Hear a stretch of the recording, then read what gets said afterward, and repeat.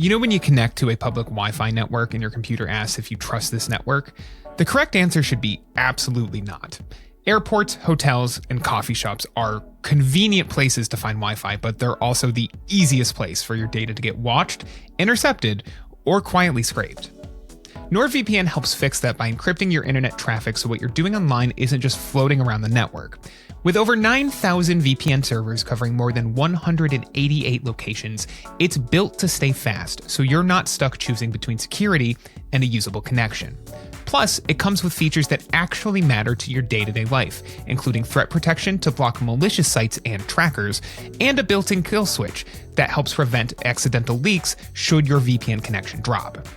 If you want to stop risking your data on public Wi-Fi, you can save up to 77% on a 2-year subscription, plus score 4 extra months and a free Amazon gift card just by going to nordvpn.com/9to5off and signing up for a 2-year subscription. That's nordvpn.com/9to5off to claim this offer.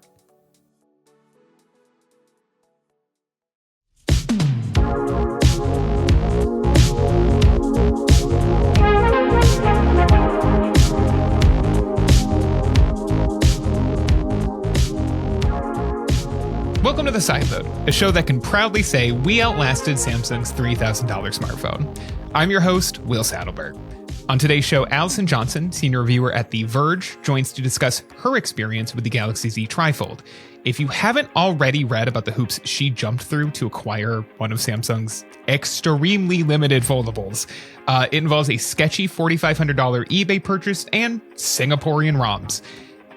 Great, awesome, very fun stuff. We also chat about Google's new Agentic tools on Android, which inevitably leads me to ranting a little bit about the state of AI. What can I say? I am consistent, if nothing else. But it's a really fun conversation with Allison. I think you're really going to enjoy it, and it all starts right now.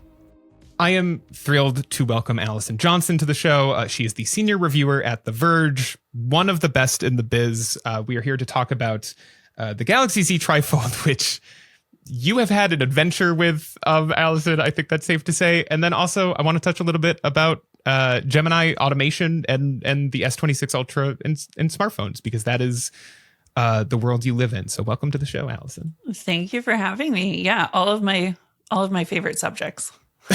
Yeah, exactly. Well, so let's start with the TriFold. Right before we started recording, you published an article called "My Brief Weird Time with the Samsung TriFold," which I think is a great headline to kick things off, to kick this conversation off, because your experience reviewing hands-oning this phone is unlike anything I've heard anybody have to face before. So walk me a little bit through what happened with the TriFold. Yeah, it has been a real journey. I can't say I've ever had an experience acquiring a phone or using a phone that's been quite like this. So it all starts way back. Samsung releases the phone in the US. The inside baseball is like, typically they will reach out to us and be like, we've got one for you to borrow, and then you use it and all that. That did not happen this time. It was a very different experience. So we're like, okay, well, we're going to buy one because we need this thing. And it sold out instantly. We did not get one when it went on sale. Like it was minutes. Yes. Yeah.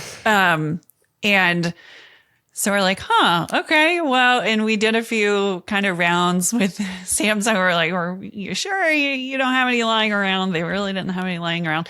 So we went to eBay, which was maybe, we learned some lessons here. Yeah, it's always a risk.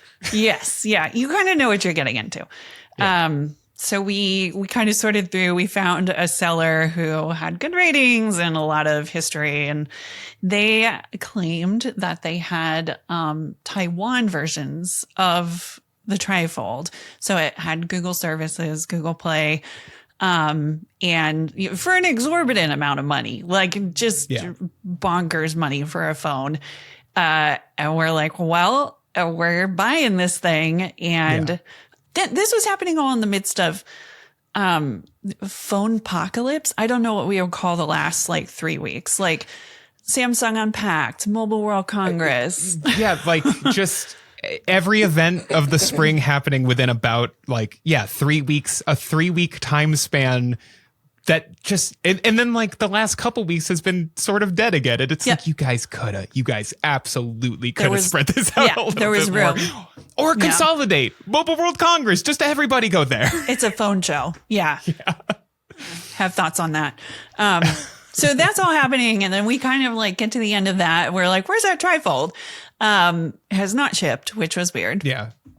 We went back and forth with the seller and they're like, oh, it's, it's going to be there Tuesday. And all of a sudden it was shipping from Arizona instead of like Hong Kong or wherever it had initially appeared. Shows up at my door. It's just a FedEx bubble wrap pack, like one of those envelopes. And then the retail box is inside for this, priceless phone we've been trying to get a hold of. So I open it up and I have the box behind me. This is an audio medium, but it's fine. Listen, there will be a video. You can check this out on the 9 to 5 Google YouTube channel if you're listening in your car or while you're doing laundry. Exactly. So it had these there were 2 stickers on the side of the box here that were like, do not accept this if it has been tampered with. And it's very clearly been tampered with. Like there's this bubbling under. I was like, that's strange. I open it up and there's like other weird things going on where I'm like, this is not the first time this package has been opened. And the phone was set up. I turned it on and it was already like on the home screen. And immediately asked for a bunch of permissions. It's like everything under the sun. And I was like, no, it's like it's like the most obvious red flag you could read it to where you're like, I don't know what this is asking me or why it's like in this state. Yeah. But yeah, I would also have that moment of like, oh, I got scammed or I'm certainly not touching this thing. I know in your piece, you had said that the screen protector had like hair and like crumbs under it because it had been replaced. Yeah. Awful. This was the when you take it out of the retail box and there's that kind of temporary black film on top. Yeah. The adhesive around the side awful. had like crumbs and hair on it. I was like, oh, gross. So I freaked out. I factory reset the thing so fast and I just powered it off and put it in the corner of the room like it was haunted or something. And I kind of came around to it. Wanted a physical SIM to set it up, which was another thing I'm not at all familiar with. I put it in and I reset it up, and it becomes clear that this is not a Taiwan model TriFold. It is from China, and the seller said that they had powered it on and all this and installed Google Play, for my convenience. And I was like, well, I didn't want you to do that actually. And this is not the phone you said it was. So it just kind of hung out for a while. I would look at it and open up the web browser and play with it and be like, well, that's the end of that. In the middle of this, Samsung discontinues a TriFold. Says, we're done. No more TriFold. It's been real. Which so now you're out, or the Verge is out $4,500 and you have this paperweight model that is at best a paperweight for now, at worst a security risk. Yes. You have, and it's to what end? Because a review of this thing is not going to help anybody anyway. If you reviewed it today, nobody can purchase it unless they, of course, buy a Chinese model for $4,500. Yes. Which you say not to do. We strongly discourage that. So it just changed the whole dynamic, where I was looking at this phone being like, we got to send this back and try and get one through, legitimate means. But then they announced that they're like, well, we're just not selling anymore. I was like, well, this is it. This is the only TriFold, the only TriFold. Yeah, this isn't going to be like a funny story about the TriFold before we get the real TriFold. And in the meantime, we had a reader reach out and kind of point to the XDA forums, which had a detailed set of instructions on how to flash the Singapore ROM onto a Chinese TriFold. Yeah. Because a number of other people have ended up with this version of the phone. Right. And the thinking is the internals are the same. You can put the Singapore ROM onto it and it's going to behave fine, So I got real brave. This is not You've never done this, right? Never. You were not a ROM person. I mean, that's, and it's funny because it's the second podcast we've talked about installing ROMs that I recorded today. But, I would say ROM enthusiasts are a defunct breed, save for like 20 people around the world, as I described earlier today to somebody. But back in the day, I mean, like I was that sicko installing. Yeah. I bricked my LG G2 installing something. Oh my and I remember I bricked it at 2 a.m. and I had it back up at 6 and then I went to bed. Oh my gosh. Awful decisions, wasting time when you're 19 years old and you're bored. But like, I mean, even today, even if I sat down to install ROM today, I would have no idea what I'm doing. That muscle memory is gone. So for you to sit down and do this in 2026, like, bravo. Especially because it involved you in setting up a virtual Windows machine on your Mac. Yeah. Which itself is annoying. So stupid. Like I had no idea. I was like, okay, run Odin. I don't know what that is. I'm like clicking on the file on my MacBook and I'm like, oh, this is not going to work. So I had to like solve for that. Got everything going. It didn't work a couple times for various reasons, like user error or whatnot. But at like 8 p.m. that night, I finally got it going. And that's the ROM experience. Oh man. Just multiple hours of being like, what did I screw? What one line did I screw up this time? Or what one setting did I forget to turn on when I'm pushing ADB commands over and over again? Yeah. God, I was like, I switched out the USB cable. I was using my lucky USB cable. I thought that was going to be fine. Maybe it was. Hold on. Okay. What makes it a lucky USB cable? Okay. It has not failed me. I bring it when I need to do the live blog photos at like a Google I/O or Apple, like iPhone announcement. High pressure situations. Fast moving situations. This USB cable is 100%, has never failed me. So I keep it. It's like like how athletes are like superstitious about their like socks 100%. Or something. Yeah. We're exactly like athletes, is what I'm saying. Exactly. So I always pack my special little USB cable. But that wasn't working. I had to like find another one of similar quality and, something worked. I have honestly no idea like what variable changed and it worked, but that's the ROM experience. I remember. Good to know it hasn't changed. Yeah. And it makes me feel a little better when everyone else is like, I don't know. I just kind of tried stuff until it worked. Yeah. And I'm like, that's the key. Yeah. Well, and in your case, it's like, okay, worst case scenario is you brick it. I mean, like, it sort of seems like it's kind of in a state of being bricked anyway if you can't do much with it until there's a new ROM on it. So yes, yeah. The stakes were like very high, and also it was kind of the only option. I feel like right. But yeah, everything is totally functional. I have all my regular stuff on it. So then I was like, well, what do I do with this? Right. I have this like massive phone/tablet now in my life. And that's been the question of the past like 48 hours where I'm like, is this the one foldable to rule all the foldables? Is it just a little blip in the, timeline? That's where the weird, part of the experience is coming. It's all been weird, but it's all been weird. Okay. Okay. But like, so you have it running, you have a TriFold in front of you. I mean, to that point, like what what have you been doing with it, I guess? Well, I got all my normal stuff on. Tried using it like a normal phone where it's all folded up.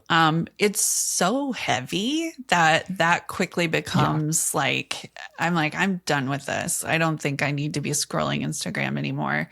And you and I have complained about to each other phone weight many times. Like I feel like whenever we're at a hands-on event, inevitably, if the phone is at all heavy or one of us is using a heavy phone, we will complain about it. Oh yeah. But I know especially you and I have complained about the first gen Pixel Fold. Yeah. And when I was reading the piece that went up right before we're recording, I noticed you mentioned it was heavy, and I was like, what was I can't remember what the Pixel Fold weight was anymore. Yeah. It's 26 grams lighter. Wow. Yeah, that's it. It's 283 versus 309 on the TriFold. Okay. And I'm like, when you put it like that, it's not light. It's definitely too heavy for a phone. I think honestly, the heaviest a phone should be is probably like 230 grams. I think anything above that, you're going to start feeling, not currently, but like the last few couple S20 whatever ultra models were around that weight. And I'm always like, that's like peak. Once you're above that, you start to notice it. Like even the Pixel 9, Pixel 10 Pro Folds, I still think those are you notice them. Not as much, but you do. But it is so funny to be like this thing is way too heavy. Also, 3 years ago, Google shipped a not TriFold of about this weight. I know. Because 26 grams is 5-ish nickels. It's not that big of a difference. But man, it is surprising how much phone weight can actually impact how you're using the device and how much you want to use the device. Yeah. It's a strange thing. It looks like not very much on paper, but you feel it so much. And I think we're just so attuned to how much a phone should weigh. You pick up something that's like a bit heavier and you're just like, well, this is unreasonable. So I have I'm working on a review of the small S26 and I'm like, there are many aspects of the Pixel experience, which is where I'm usually at, that I miss. But this thing is like 20 something, 30 grams lighter than my Pixel 10. And I'm just like, and I usually put a case on my Pixel 10 and I don't have a case on this thing. And I'm like, man, I don't want to go. It's so bulky and heavy. I don't want to, for the same size device. Like I'm like kind of dreading going back, but also I miss so much of the software experience. There's no winning there. Google, please make lighter phones. Oh my gosh. I know. The S26 is the last small Android phone that we have. And it doesn't even feel small. It's small. So like when I look at it like this, when I look at it from the back, I'm like, yeah, that's small. The second I'm looking at the screen, it doesn't feel small because it's 6.3, I think, inches. Yeah. And it's just not a tiny screen. It's not. It doesn't feel small in practice. I guess it definitely fits in my pocket better, but that's the only advantage at this point. Yeah. The other bizarro thing I'm doing is I'm like the iPhone Air is my main phone right now. Man. Which is also not a small phone. It's like I struggle to reach across the screen but you put it in your pocket, you're like, oh, this is great actually. I have oh my god, I held Abner's in a taxi in Vegas during CES. He was there for like 24 hours and I was like, yeah, man, this is nice, isn't it? This is a very nice piece of hardware. I had to be like, do not spend $1,000 on this thing. Like you cannot spend $1,000. You don't need it. Right. There's no reason for you to buy it. But I did have that moment of like, yeah, but when I'm often carrying an iPhone and an Android phone on me at the same time. And like, wouldn't it be great if the iPhone I was carrying was like less noticeable in my pocket? I'm like, I think, no. Okay, I have a theory. I think the best use case for the iPhone Air is for people like us who are carrying two phones. You can't tell me this, Allison. I'm gonna. You have no idea how bad I am at impulse buys. Like, you have no idea. All I'm saying is, if you had to, man. I know it's like the most niche use case is like if you're a weirdo. But that's how I convince myself to buy things. Is I look at niche use cases and I go, but that would fix so many things in my life. Yes. And it doesn't, because I keep doing it. It never clearly, does. It never does. Yeah. Except for one. I will say I finally, after like years of threatening sounds bad, but saying I was going to spend $1,500 to $2,000 on an OLED television for our living room, I did finally pull that trigger a year ago, and I've been fully vindicated. Our viewing experiences are so much better since purchasing this television, to the point where Maddie, my fiance, has like retroactively been like, yeah, you were right. It was the right call. So the only one that I felt like actually did kind of fix my life a little bit. Yeah. You can hold on to that one for the rest of your natural life, I think. Absolutely. Well, it wasn't just it was a size increase in display, but it was also just like so much nicer that like anytime we did end up not having time to go see a new release movie or something that we had to catch at home, it felt better than watching it on like a normal older television. So that is the one. Okay. 100 layers up, back to the TriFold. That's the show. Okay. So big, heavy, but big screen. What are you doing on the big screen? So, I spent the winter developing this habit of using the inner screen and a little tiny keyboard. And making that my personality, where I go to a coffee shop and I put it all together and I'm writing my little blogs. Have you told Michael Fisher you're doing this? I called him. No, I called him when I was like deep in it. I was like, how do you do this? Like, what is your secret? Like, do you have secret apps that you love? And he was just kind of like, gave me some advice on keyboards and stuff. I went right to the source.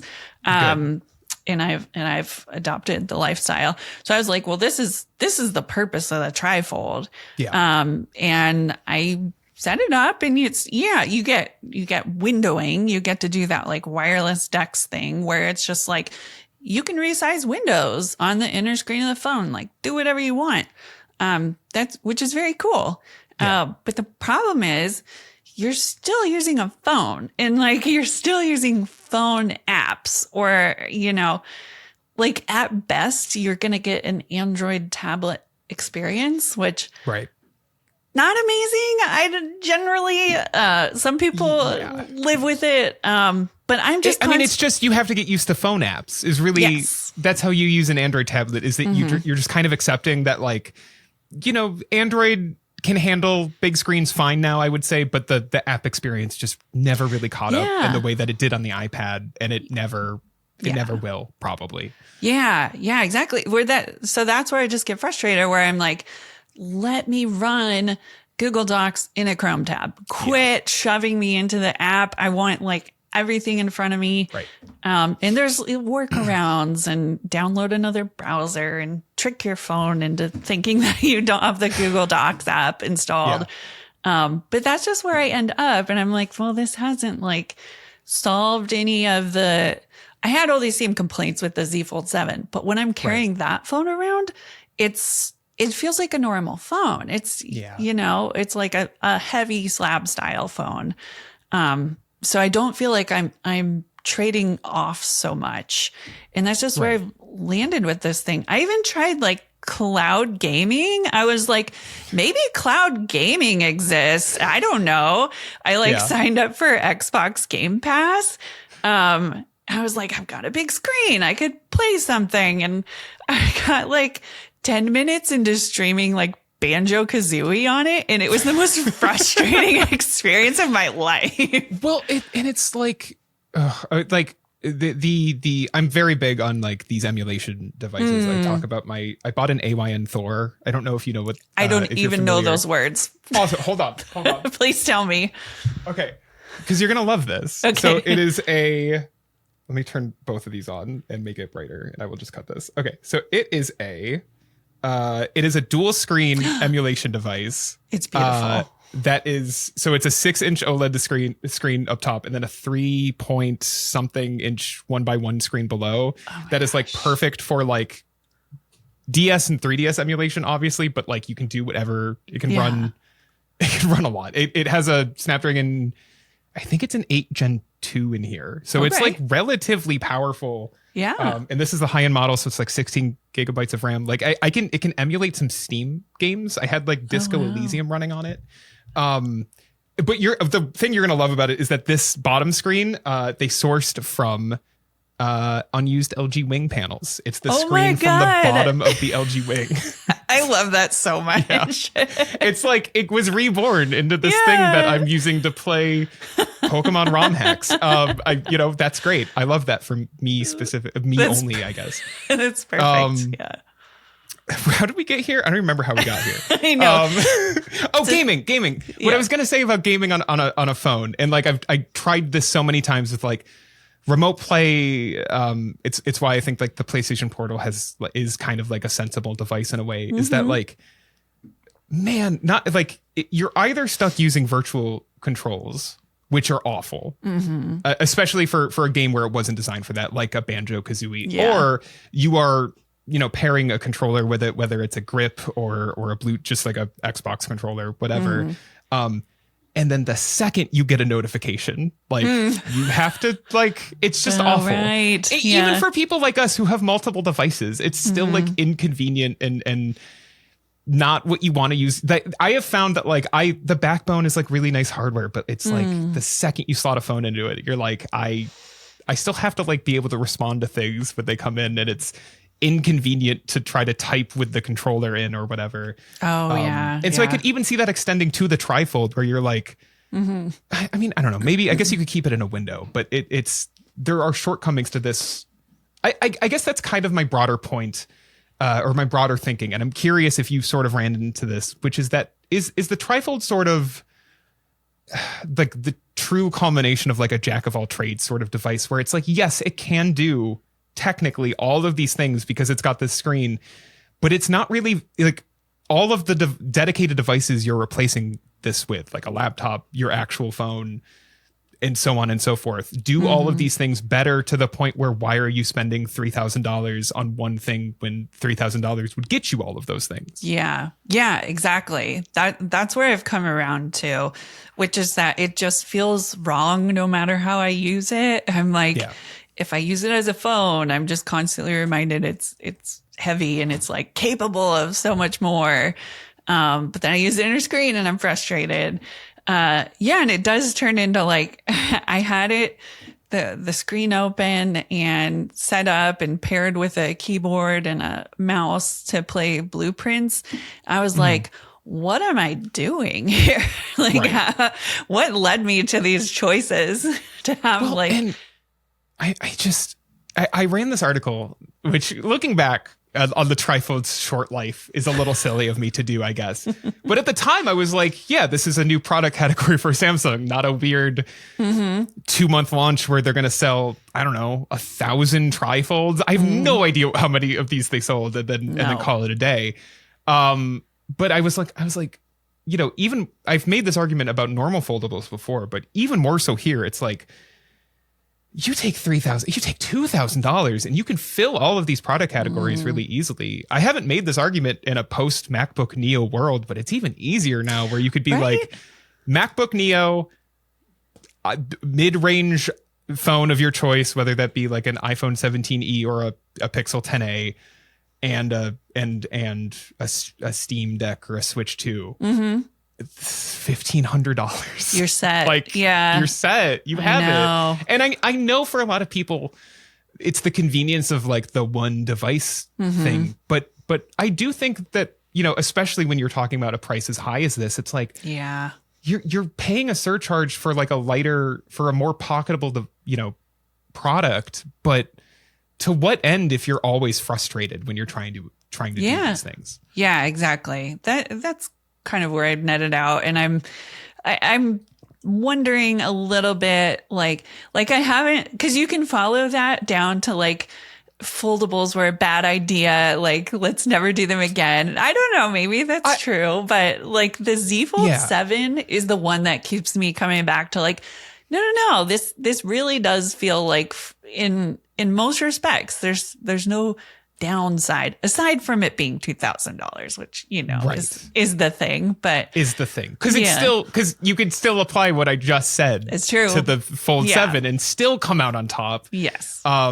but that feels a little unfair because I do think, there are a lot less compromises with the Fold 7. You are, I mean, like we said, it's a reasonable weight. It's a normal phone thickness. Like it's like the thickness of the Pixel 10, except it opens up, right? All of that.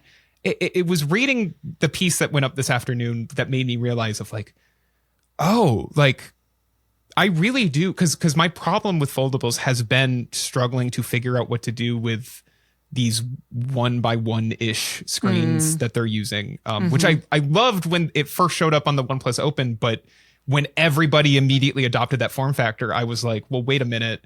Like this isn't like necessarily what I want all foldables to be. I thought the OnePlus Open worked well with its like specific form of multitasking, but none of you have that. Like Samsung does a grid.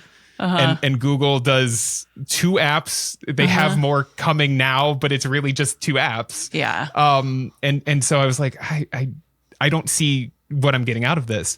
The wide foldable, the wide Fold 8 that is rumored for this summer as like an alternative, as like another let's beat Apple to the punch. But like I see that and I'm like, that's sort of the shape of the TriFold, just smaller. Is that kind of what I'm looking for, is just a different aspect ratio that is going to make even just like movie watching feel like an actual improvement over just buying like an S26 Ultra, because like I have held these phone screens next to each other and I would be surprised if like the movie viewing size or space on a Fold 7 is like any more than 10% larger than what you'll get just from an S26 Ultra, because of the shape and the letterboxing. I don't know. Your piece made me be like, oh, am I like actually really excited for this wide foldable that Samsung wants to do?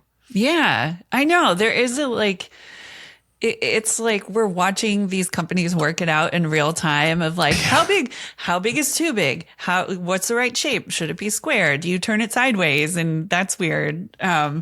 I am curious about the wide aspect. I was definitely one to knock the Pixel. The first Pixel Fold was kind of wide, was like too wide, right? It was that shape, but then like you open, it was because the bezels were not just large, but also they weren't uniform. The top and bottom bezels were larger to make space for the camera without having a cutout.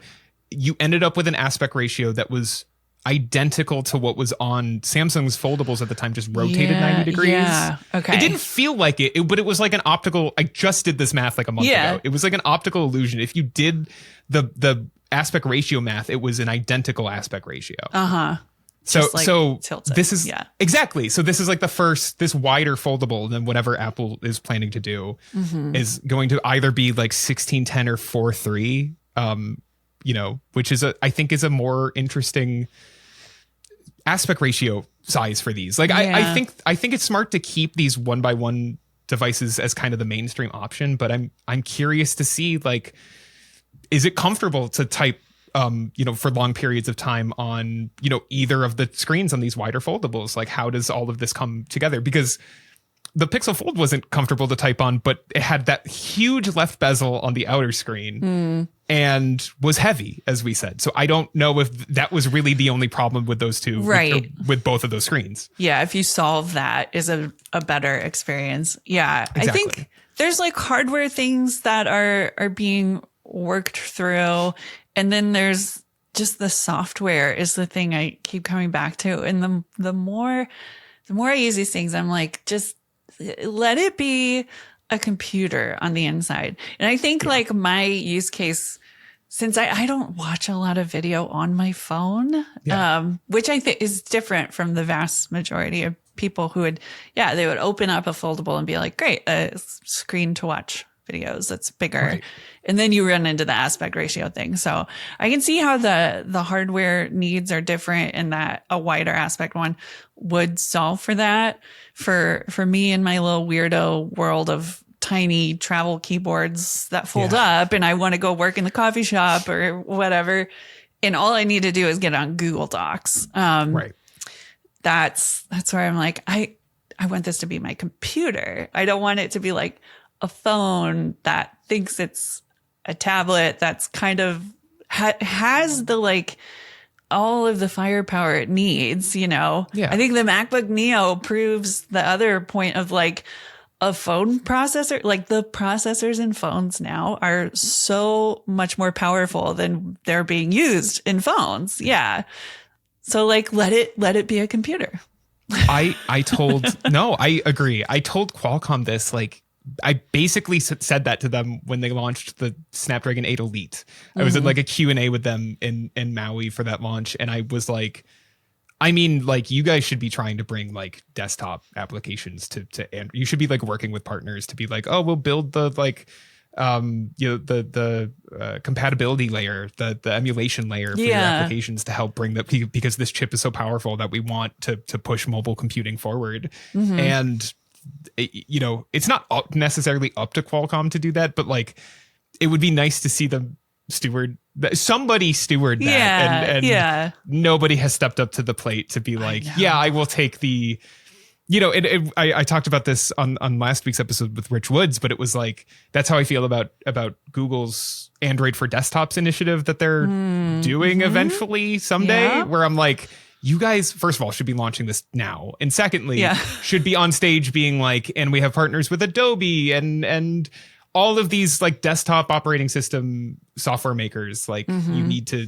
that is part of the experience if you're going to try to continue to push power above all else, and then these larger screens in your pocket. Like that's good, but the software and the experiences that you can have on these pieces of hardware that are quite nice need to match. Yeah. It feels like it's a mismatch right now. And definitely the, you know, they're trying to appeal to a broad audience, and my needs are different from other people's needs. And maybe that dictates why, you know, I'm not allowed to use like real Photoshop on the inner screen of a folding phone, which I can concede, but like, man, it would be nice. I guess I hadn't thought about this until now, but Apple is like completely set up to knock exactly what I set out of the park, because all they really have to do is bring like an iPad OS experience to whatever foldable they're going to launch. And they have these partnerships with Adobe. They have these desktop-ish apps on iPad from the iPad Pro that they can throw at this iPhone if they want to, or they, you know, even if they hide it behind some like, you know, I'm an experienced user flag or something, which is not an Apple thing to do, but like they could do a way, they could find a way to be like, forget all of those other foldables. Like, are you a creator? This is the only foldable you're going to actually be able to create on. And like, I would find that appealing. Like my problem with foldables has been the software. And if they told me that I could edit this podcast on Apple's foldable, I would be more enticed than I would be to spend $2,000 on the Fold 8 like that. And that's a problem. And I continue to hope that these companies step up to the plate and make them computers to a certain, like really fine. We're here. Their phones are boring. Yeah. We're here. They're so powerful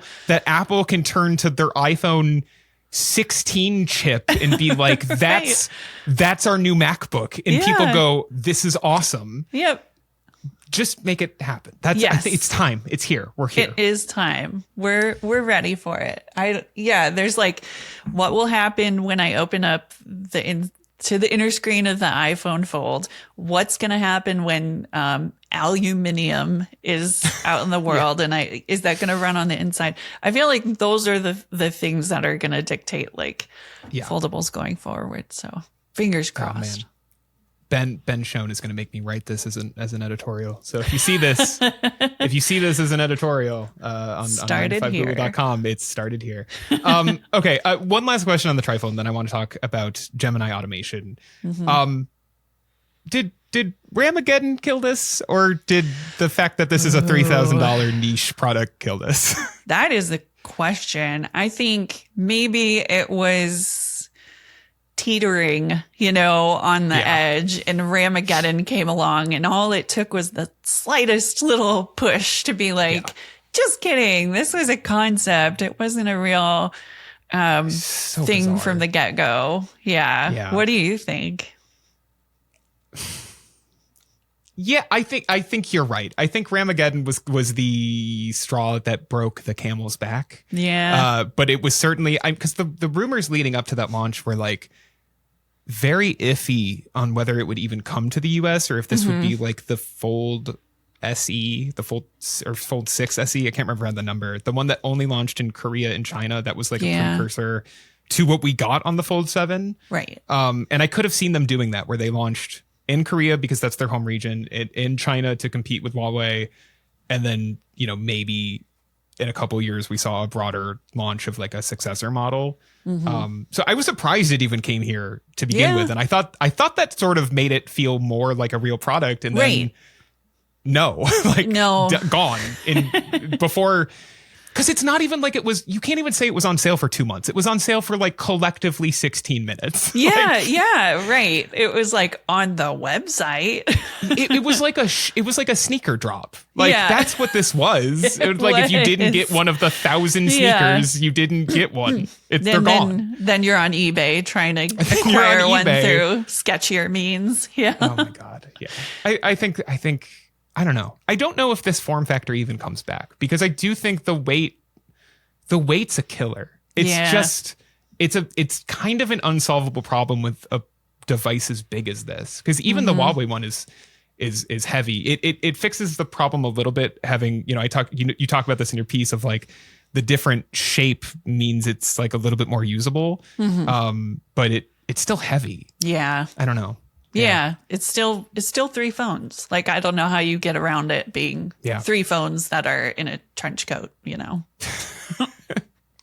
I don't think this is a segue that makes any sense, but speaking of 3 phones in a trench coat, Gemini automation, you wrote this really excellent piece. Gemini task automation is slow, clunky, and super impressive. It took me 9 minutes to order my dinner, but it still feels like the future.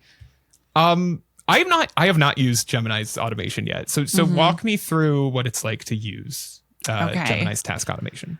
Yeah. So Google kind of surprised us with this one. I feel like they announced it at Unpacked with Samsung.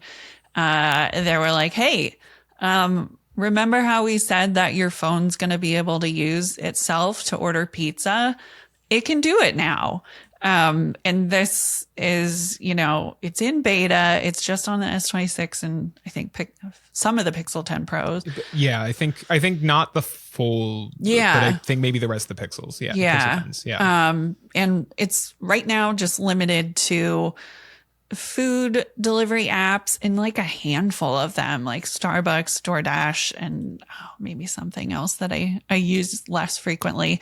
Probably an Uber Eats. I could see that. Uber Eats, yeah. And then, rideshare apps. So Uber and Lyft, I think. And the idea is you just tell Gemini, your usual, assistant, hey, schedule me an Uber for tomorrow at 4 p.m. or something. And it does a little task automation, like animation thing. And it runs Uber in a virtual window on your phone. You're already logged in and all that. So it's not going somewhere creepy with your login credentials. And just uses like reasoning to go through and like tap on the things in the app. And it gets to the very end where it's like the checkout screen and then it flags it to you. Cause the idea kind of is that it's like running in the background. And there's even a little like, I never remember what Android calls live activities, like the me either. It's like live updates or something. Like it's so generic to the point where I'm like, I don't. Yeah, like don't make us remember 2 names for this. Yeah, but no. It's that We're too thing. Close. Yeah. So that it's like going on in the background. You can go about your whatever you were doing. In my case, it's like trying to get my kid to put his shoes on and packing like 10 things in a bag. And it's like, hey, that's all set. Go ahead and take a look at this and check out if it looks good to you. And so the stakes are very low. It's like, yes, we can all open an app and order food or Ubers, and it's going to be faster, like it's slow. You can choose to watch it, which is fascinating because there's little, those little like subheads of what it's doing. And it's like looking for the coleslaw as it scrolls like through the DoorDash app. But it's surprisingly accurate. It is, I've had very little trouble with it, like finding the wrong thing or, picking the wrong day at the airport. I've like put it through various scenarios. And it gets the job done. And that kind of blows my mind. Yeah. Cause I've seen this, I hate to call it Motorola, but Motorola loves to do these demos at various trade shows, Mobile World Congress especially. But like, if you go to it, like anytime I've gone to a trade show over the last like 3 years, like Motorola will inevitably email me and be like, we have some demos we'd love for you to come check out. And I go, and they're always like, check out our Agentic. And it's just this, it's like, we're going to order a Starbucks demo, but obviously they haven't shipped it. And, or we're going to order a Starbucks drink and they haven't shipped it. But they show me that it kind of works, that they can order, we're in a Las Vegas hotel and there's a Starbucks, down the hall, and it's they're ordering from that Starbucks or whatever. But Google did like push this out to like you can try it, right? Like it's functioning. And I think that's, it's so weird. So my priors on this, I'm skeptical. I'm skeptical of agentic automation. I think it's very clearly helpful for coding, a thing I am not experienced in, but coders do seem to like it, or at least some coders seem to like it. I struggle to see the vision for where it's gonna fit into my life, and I do think part of that is that it's so for every single demo we've seen on a consumer angle has been focused on purchasing things, and I do have like trouble being like, I like, this is an AI issue I have in general where I'm like, I'm so tired of you guys telling me I'm going to purchase more things with AI. I saw like, please find a different demo. I don't want to spend more money. Like I'm trying to spend less money, which is why when Allison's like, you should buy an iPhone Air, I'm like, please stop. Tell Gemini to order you one, and it'll contact the Apple store. And actually, no, if I tell Gemini to order me an iPhone Air on Uber, it's going to be like, you have a Pixel 10. You don't want to do that, actually. You don't. Gemini will intervene. Yeah. Haven't you seen our best friends ads? We're better. So like, I don't want to mislead people and be like, I'm a little skeptical of it. But the other thing is that like, it is so interesting to me, truly, that like this is sort of launching on phones before it really catches on at all, again, outside of coding, on desktop computers, which is where I would think this would be. You'd have more power, you'd have a little bit more flexibility, you'd have desktop, just access to desktop browsers and desktop applications, whatever you needed to do. And it is interesting to me that Google's kind of the first consumer electronics brand to push out an agentic feature specifically designed for consumers, not enthusiasts or coders. And that is neat. I'm waiting for the like, and you can do X with it that does save me time and does not spend money, Yeah, totally. And I think this feels like a demo in that way. And there's kind of like two layers to that of being like, oh, look what Google, I think Samir Samat, the head of Android, even said on stage introducing this. He was like, Android is where you see the future first. You see this feature before Apple inevitably copies it and pretend that they invented it. But so it feels a little bit of like a flex of like, look what we can do. But there's an element of like, I don't know if it's a bit of a signal to developers where, there are the other options. There's Gemini task automation in theory only does this like reasoning, clicking around on your phone for you, unless in the absence of MCP or Android app functions. also called something else on iOS that like drives me insane.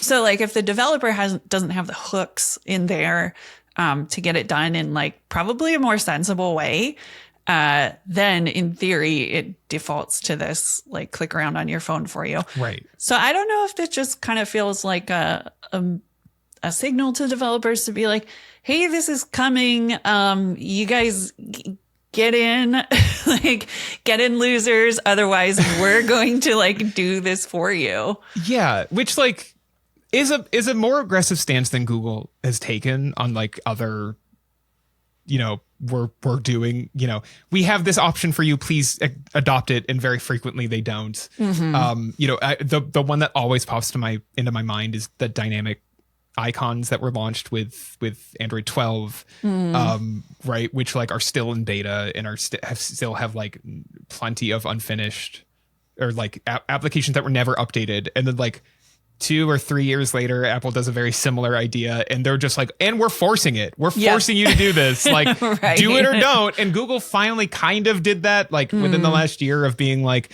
okay, like now, you know, we'll just auto theme the icons, but they look so bad that they can't. It's not good. I can see why they didn't want to do that, but at the same time, it's like, you guys got to push people to do it and then make them feel like their icons look bad. And Letterboxd will finally support, it might not be Letterboxd. I forget which one I was annoyed about.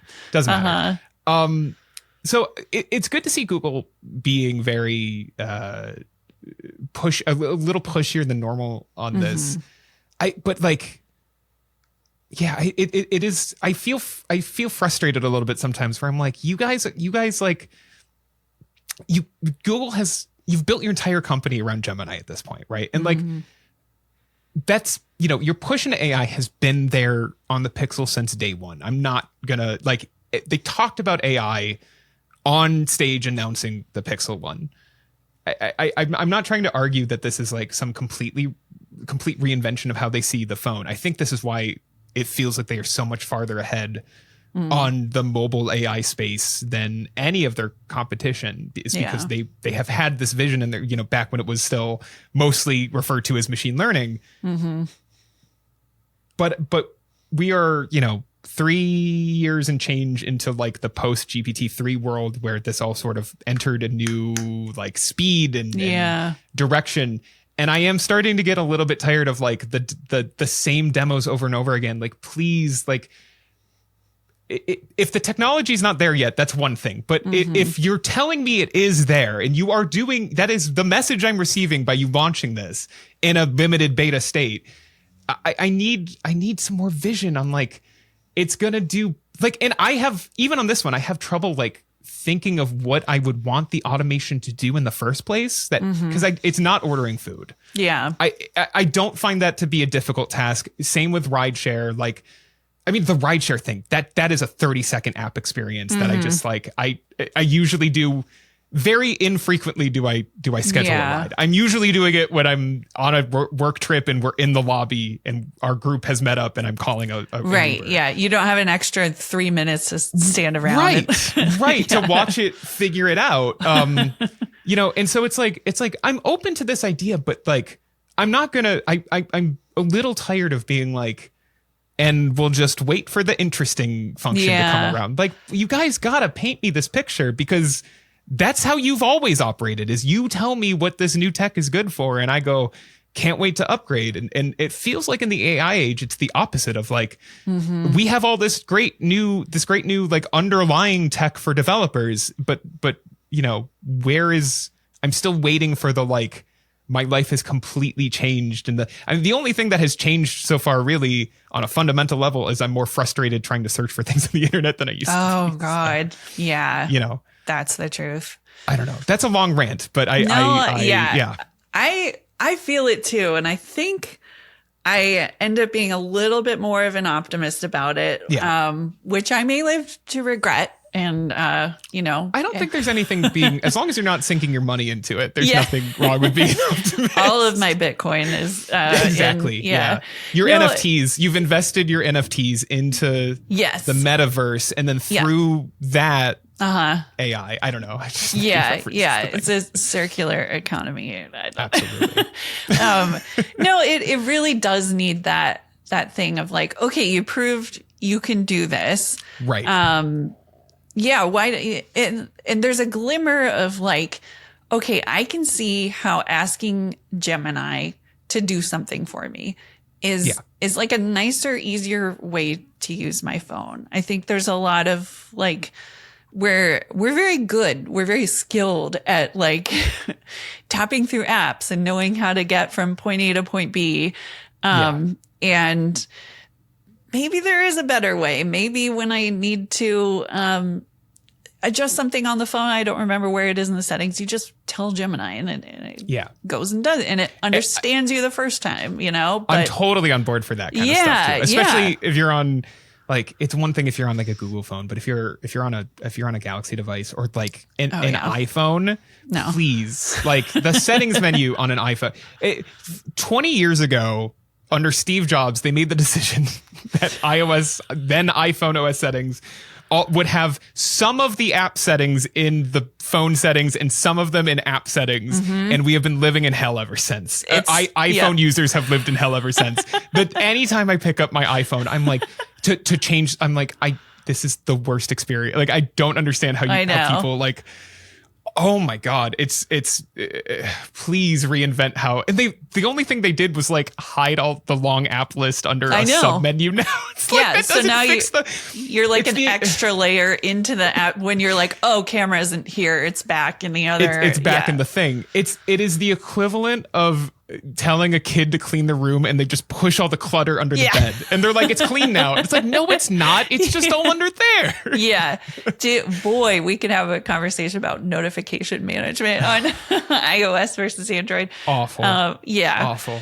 But I know it's like, I am not going to make that leap for these companies. I can see the vision now, and it's a pretty big step forward to be like, we shipped it, you know, we're not just showing you this in a 100%. Conference at a conference center. But yeah, it is on them. And I think, it's kind of do or die. People are getting a little tired of AI. Yeah. I can't say I was surprised by the reaction to OpenAI killing Sora, but I was surprised how loud their reaction was. Yeah, exactly. Which is fair, but like, that was a like, cut to it felt like people reacting to the Death Star being blown up at the end, like when they cut to in the special in the not original, but the special editions, they cut to all the like prequel cities celebrating, and all I'm like, the Ewoks like jumping around. I'm like, what is happening? Like, I mean, sure, fine, but like, it's just one app that they closed out. If you're really that sick of AI, you weren't using it clearly, because I wasn't using it either. I signed up. I got an invite code pretty early. I signed up. That was it. I made an account, and I was like, I'll probably need this at some point for work, and I never did. Never did. You weren't making, and now it's dead. So that's where it is. But yeah, I mean, people are like, I think people are tired of, I think it's two things, right? Like, it's like, when you were constantly threatening people's jobs or being told that this is like the revolution, that like, it's just, it might destroy the economy, but it's what we have to do to keep moving forward.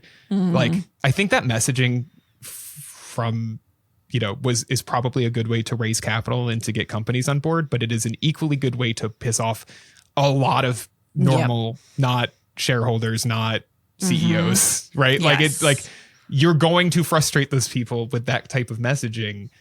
And then I think it's just like an overhype thing, right? Like, it's just, if you spend all day hyping up what you're saying, it can do this, and it actually can do this. This is no longer impressive. Yeah. It's frustrating. It's not here. Right. Versus if you told me it was, I'm now off camera, but if you told me it was way down here and it actually can do this, like, audio medium. I'm so sorry, audio listeners. But like, imagine my hand at different levels.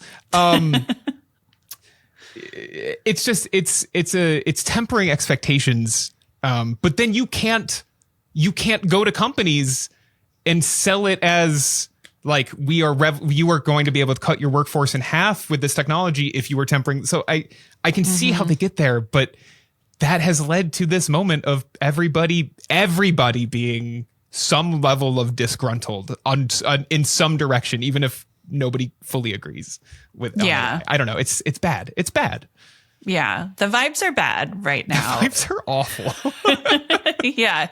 Yeah, you're right. The Sora thing really feels like a moment where people were kind of like, oh, we can say that we hated that. Like, it was terrible. We're like, that, I don't know if it's cathartic or, I hope it's, we get to a moment very quickly that's a little more focused on like the AI as a tool. It's a tool. Part of it, which is like, let's start there. And like you said, this is what I've been saying for 2 years now. Like, yes, just go from there. Mm-hmm. Why would you not demonstrate it as the most useful applications I have found for any kind of AI are micro shortcuts for things I was already doing, using my own work. It's not handing 100% of a task over to AI. It's handing 2% of 5% of a task over to AI and being like, well, that just saved me 7 minutes on this thing that I do 3 times a week or something, right? Like my favorite, Adobe is the most annoying that's probably not true. Adobe is one of the most annoying companies on the planet. But when they added the quick remove background tool into Photoshop 1 or 2 versions ago, that stopped me. Like I don't think I've used the magic lasso. There's so many tools that I have just stopped using because I basically only use them to remove backgrounds, and that tool is great. Yes, at removing backgrounds. It's not perfect, but it gets me there a lot faster and is easier to fix than any of the stuff it replaced or kind of papered over was. That's what these tools should be. But I also understand that you can't raise $1 trillion on being we've sped up removing the background on images. It's just not an exciting, we've made it so that when Will's writing a review and he forgets a word, he can open Gemini and say, I'm trying to think of a word that means this. Here's the sentence with a blank. What's the word I'm thinking of? And it figures it out pretty quickly. But that's not exciting. That's not going to be on stage at I.O. Right. So it's just, I hope these companies start to see that as the vision, but I maybe it's too late and they can't. That ship has already sailed away from shore and is headed in a direction where they need to promise revolution, not evolution. I know, but that's not how. That's not. I don't know. It's frustrating. Yeah. Yeah. We are frustrated. We would like people to know. Yeah. It's to me. It kind of AI's fundamental hallucination, right? The fact that hallucinations are kind of built into the core of this technology is not necessarily a deal breaker, but it does change the promise of every software tool I've ever used in my life, which is usually that if something doesn't work, something's broken. Right? If I was complaining to you earlier about a Riverside issue I ran into yesterday and how there's no documentation on it. Yeah. And if that seems like a bug, right? In fact, it was fixed it seemed to be fixed a few hours later. But that's not how AI works. If AI gets something wrong or does something incorrectly, the answer is always oh, you didn't prompt right, or you're on the wrong model, you need to change to a different model or whatever. And it's that's not I've been using I'm 30. I have been using a computer since I was 4, probably way too early, right? And which is how you end up here. Yeah. And it's a cautionary tale. It's a cautionary tale to not follow in my move to a cabin in the woods. Yeah. But it breaks a little bit of what I'm looking for in software. And if we can dial it back, and I really think we could actually build some really cool applications if we just accept that AI can't be 100 or 80 or probably even 50% of a thing, but maybe it can be 30% of a thing, and you get to the end result that you were already aiming for a lot faster. And to bring it back full circle, Gemini task automation might be that in 2 years, but I I need to see the vision of where we're going. And I hope that's at I.O. You know, we're like 2 months out from I.O. I know. Yeah. I want them to. Google has been the best at this, in my opinion, at getting on stage and being good about trying to paint a picture. They usually do this more at the Pixel events than I.O., but trying to paint a picture of this AI tool, like what is it supposed to do and why are they launching it? And, you know, I think they had some shortcomings of the Pixel 10 launch. What did they pull? What was the thing they pulled? Like a weekend. Oh, like the Daily Digest thing? Yes, right. It was they're now brief. Yeah, and it was terrible. They were like, never mind, sorry. Yeah. We've never heard anything about it. They never brought it back, right? Never brought it back. Okay. They have not. I don't think they've talked about it. And which like maybe it comes back this year, but like it's that sort of thing where I'm like, that's a good idea. But if it's not ready, and if it's certainly worse than I remember Google Now being 15 years ago, then don't give it to me. You know, like don't. Yeah. Yeah. We weren't missing anything. There's no void that it's filling. Yeah. Thank you for letting me rant to you, Allison, as if I'm a guest on your podcast. Any time. This is a service I provide. I show up. Yes, exactly. I send you a Riverside link. Yes. You pop in and I go, here's what's on my mind today. Yeah. And you'll do that for any listener, right? You'll do that for, send me some Bitcoin in the metaverse and we're good to go. Oh my God. Any final thoughts on Gemini automation? Yeah, I don't know. I'm ready for I.O. I want to see. You're ready for me too. Yeah. I think that's the biggest takeaway from all of this is that it's like, okay, it's been a weird year in a weird like 6 months for AI, I would say. Yeah. Like this feels like not a make or break for Google, but certainly a like people feel frustrated. Yeah. What can you say on stage to make people feel better? Yeah, like the temperature is rising a little bit, I think. Like and like stop showing us slop. Like I don't want to hear about VO making kids cartoons or whatever. I think it's happening. I actually, my theory, and I want to wrap. We'll get you out of here in a second. But my theory on the Sora shutdown and the proliferation of focus on coding tools is that these companies are like kind of realizing that LLMs are not great at making. I mean, they have hit a point where they can make a convincing video, but can they make a convincing 10-minute piece of art, right? Like, how many of us dunked on that terrible Coca-Cola AI Christmas ad where the tractor trailer kept transforming in every single shot? Ridiculous, right? Like, just use normal, like, take shortcuts, don't use the whole thing. Yeah.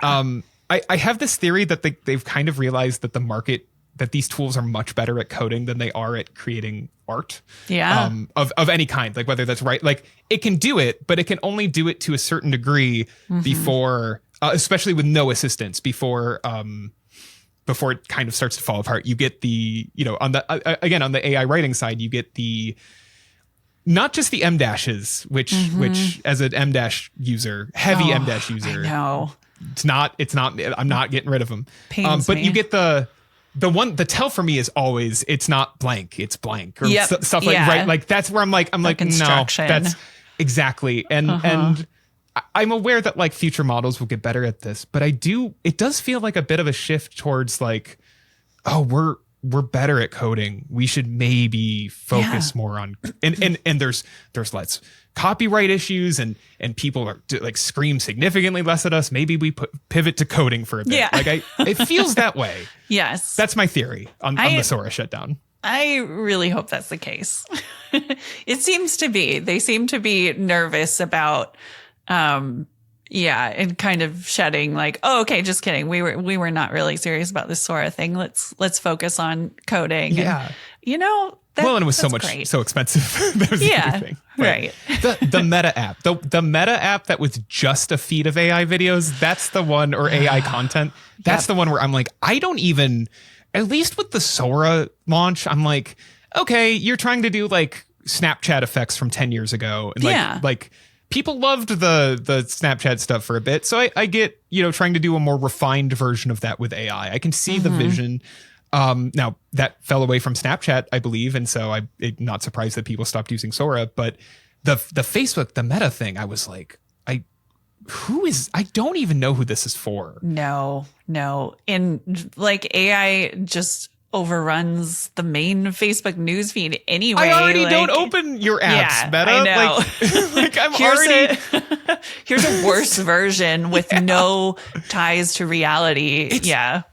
You know how you're frustrated that Facebook and Instagram don't show your friends' content anymore? What if we got rid of your friends' content entirely? And in fact, everything was fake. It's I guess for people who are just so addicted to scrolling that they need anything. Just literally anything. Yeah. What an odd time. It's a weird time. It's a weird time. Okay, Allison, thank you so much for coming on the show. We will have you back at some point to rant about more mobile things. Because yes, please. It is a mobile world. These phones matter, even if the TriFold is no longer with us. R.I.P. TriFold. Yeah, TriFold. Thank you for having me. But yeah, where can obviously The Verge, but where else can people find you? I am Allison Jo 1. Like ALLISONJO1 on Threads and Instagram. Awesome. Yeah. Follow Allison. She's and read all of her stuff because you're one of my favorite mobile writers or writers in general. I love your stuff. It's always you have such a very like conversational but professional tone. Anytime I've read so many pieces by you where I'm like, I'm so mad I didn't write this. I'm so mad I did not write this. No, right back at you. I have had so many moments. I'm like, God damn it, Will thought of this first. Yeah. Totally. All right. Thank you so much, Allison. Thank you. That'll do it for this week's Sideload. Thanks again to Allison for joining me. Go check out her writing at The Verge if you haven't already. I wasn't just saying that. She really is one of my favorite writers in this tech space. And the pieces we talked about in this show specifically are linked in the description. So I highly recommend you go check those out. As always, you can find, rate, and review us on the podcast platform of your choice. Make sure to subscribe to 9 to 5 Google on YouTube if you haven't. Shout out to Damien and Jordan, who are just killing it on the video side. And that's also where you'll find full video versions of this podcast if you aren't watching us on video. If you enjoyed the show, share it with a friend. And as always, you can reach me at will@9to5mac.com or, whatever Twitter-esque social network you're using. Feedback is always welcome, as are guest suggestions. And actually on that, I've referenced my AYN Thor like 10 times in the last 8 episodes or something. I feel like you can make a drinking game at this point. If you know of somebody who is super into, especially a podcaster who is super into the retro gaming hardware space, I would love to have them on the show to talk. So shoot me an email with suggestions. I don't have a great idea on who to invite on to talk about this, so I'm crowdsourcing this. If you have someone in mind, will@9to5mac.com. Let me know. Next week, I'm not sure yet. It seems like everybody in this industry is sick, so it's going to be a mystery to you and me. It might be an internal 9 to 5 Google person. It might be Andrew Romero, who is one of the aforementioned sick people. But if we can get him healthy, I would love to have him back on, since we have not talked to Andrew since the earliest days of this podcast. But that's it for this week. I will catch everyone in the next one. Thank you for listening. Bye.